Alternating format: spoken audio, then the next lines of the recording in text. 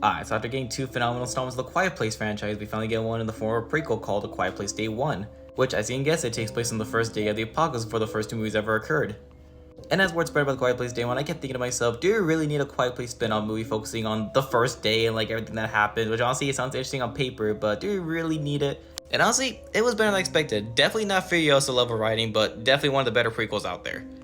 For starters, it still captures the thrilling, terrifying aspect of the first two movies are known for, the atmosphere, especially when you see the Death Angels popping out of the smoke and like you can't even see them and they pop out of nowhere. That is typical Quiet Place for you right there. Honestly, there's one thing that this movie really excels at. Just like the first two movies, it made us care about the human characters a lot.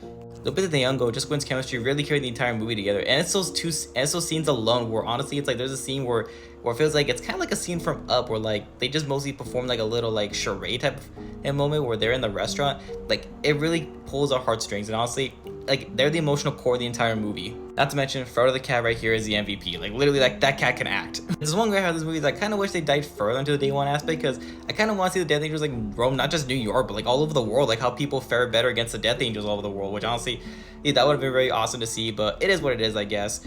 If you want to get the best experience watching The Quiet Place, watch it in theaters as soon as you can, because without watching in theaters, you want to experience the whole like booming sound effect in the theater where like there's quiet sequences that involves you being quiet, and it makes it all the more intense and terrifying.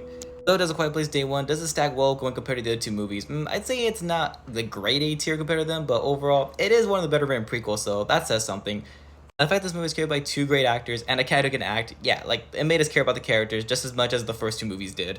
But honestly, if I were to give it a rating, I'd give it like a 7.5 out of 10, because it's not one I remember fondly or like over time, or like one I want to rewatch in a heartbeat. No pun intended on that one, by the way. If you want to focus on the Quiet Place movie that focuses on different characters and like complete different setting, then this is for you. But if you want to know more about the Quiet Place universe, then this is not the movie you want to be looking for. It's not one that I would recommend totally. If you want to like contextualize the universe, like get to know more about the world.